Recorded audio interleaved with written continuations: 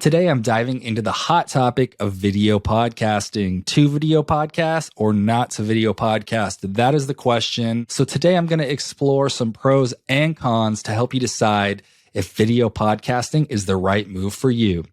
Let's give it a go. Let's talk about pro number one.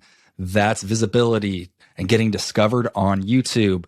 YouTube is the world's second largest search engine. It's owned by Google. So publishing your podcast on YouTube could open the doors to a whole new audience. There's people that are just consuming YouTube and there's people that are just consuming podcasts. Sure, there's some crossover, but if you want to target the video lover, the people that sit and watch YouTube videos, putting up your podcast on YouTube might be a good idea. You could be missing out on potential viewers and listeners if you're not on YouTube. And my rule of thumb is your podcast should be everywhere available. So think about YouTube and crafting a podcasting strategy so that you can get that extra traffic, you can get those extra followers, subscribers, and cater to a whole different subset of people. Pro number two, repurposing content into shorter clips. I know you guys have all seen it. Instagram, TikTok, YouTube Shorts, video podcasts allow you to repurpose content into shorter clips. You have a funny moment or maybe profound insight or just a really interesting tidbit from your guest that you think will add value to your audience. Also yourself. Maybe you said something that you want to reproduce and spread across all the different channels. When you film a video podcast, you can then go in and create those clips to share across social media. It's really like a great way to extend the lifespan of your content and engage with new audiences.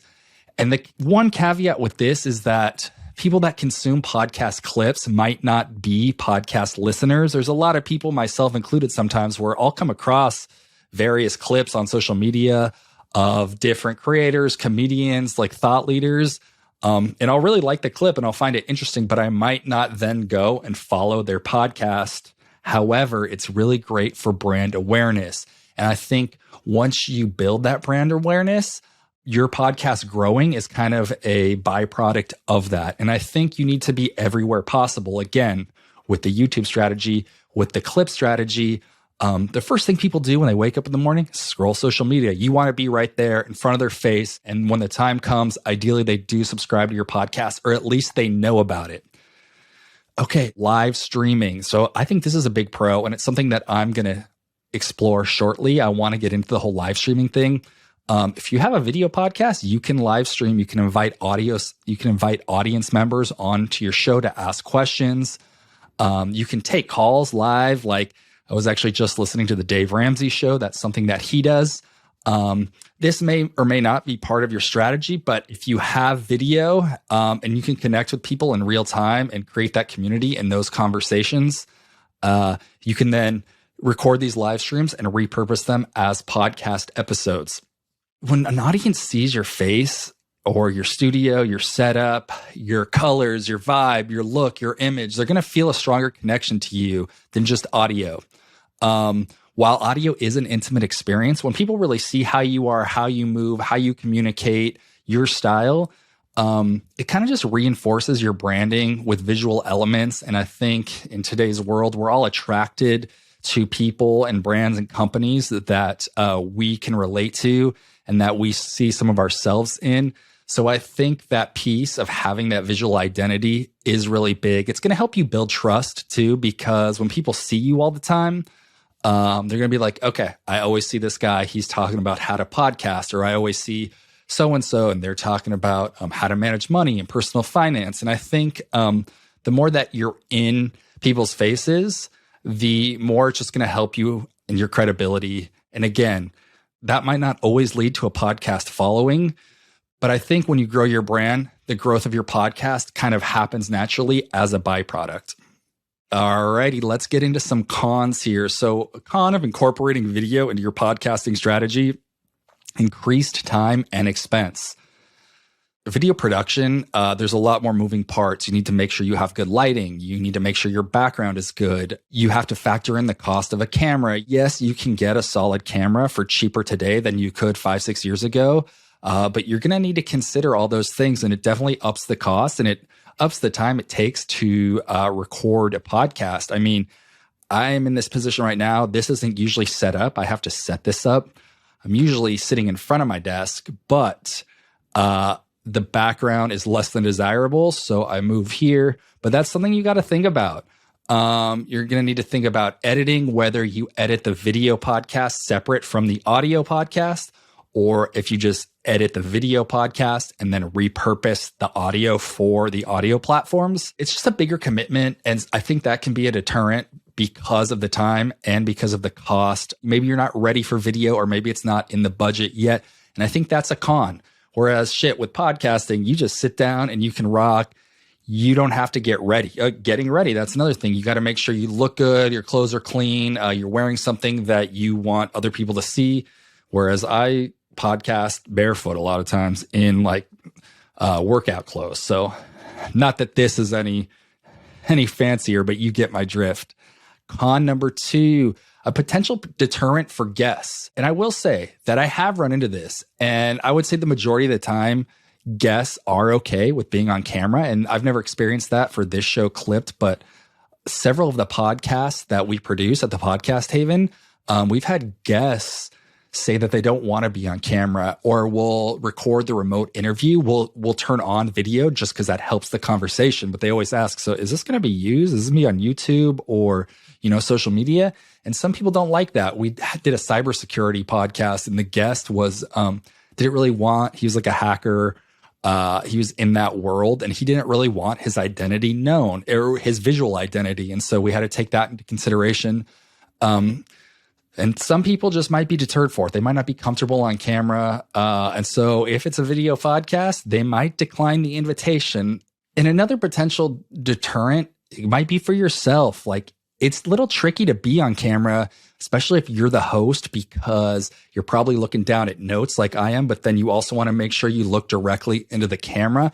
It takes, a dozen or a couple dozen reps to get comfortable. You're going to want to think about your body language. You should probably watch your video back and think about the way you move and the way you talk and your confidence level. And it's kind of a bitch. It takes time to develop. I'm not saying mine is great. I've been working on it. But when you've got notes and when you've got a camera, you've got to make sure you're kind of moving between both of them while also making sure the mic is positioned well. And it's just a skill. And like any skill, it takes time to develop.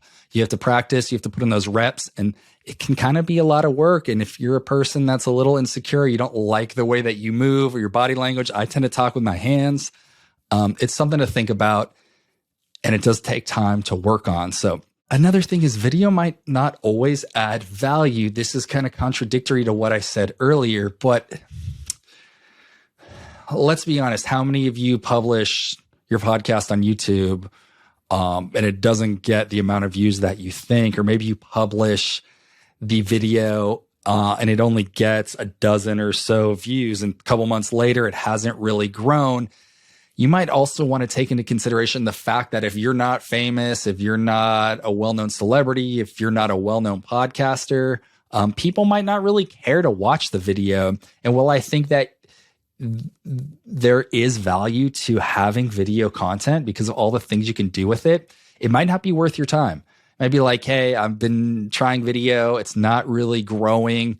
I've been cutting up the clips like you said, and it's not really helping my social media grow or driving traffic to my website or my podcast. And so for that reason, it's just a lot easier to do audio. It's cheaper. It's less time consuming. And so I'm going to ditch video. You might want to consider that it might not always add value. A lot of people prefer to listen to audio only content because they can consume it while multitasking, drive while they're on their commute, while they're at the gym, while they're cleaning, while they're studying. And so it might not be worth your while. It might be too time consuming and too expensive. So those are just some of the key pros and cons to consider. I am of the understanding that, and the philosophy that, I think you should definitely try video. I think you should see how you can incorporate it into your strategy. I think you should try that YouTube. I think you should try those clips. And I think having that visual identity is important. But again, it depends on your goals and budget. But I think the more you're out there, the more you're in people's faces, the more people get to know your voice, but also your image, your brand, your vibe, your style. People connect with that, in my opinion. So I'm of the philosophy that you should at least try it and see where it goes and give it a solid try. Don't just stop after like a couple episodes, maybe 3 to 4 months, maybe 6 months. I am a fan of it. I do recommend it, but I also understand that it requires time and money and it might not always add value. I think it's essential to think about your podcasting goals, your audience, and the resources available to you when deciding whether or not to incorporate video. And that's it for me today, guys. If you have questions about video or you want to start a video podcast, if you're looking for a production partner that can help you take your podcast from idea through launch with continued ongoing services, consultation, and support, feel free to fill out the contact form at thepodcasthaven.com. That's thepodcasthaven, HAVEN.com. And you can get in touch with myself and we will walk you through what it looks like to work with us and how we can provide value to you and help you accomplish some of those podcasting goals. That's it, guys. Stoked to be back with you next week. I've got an interview. It's an interview episode and I'm pumped to bring it to you. And until next time, peace.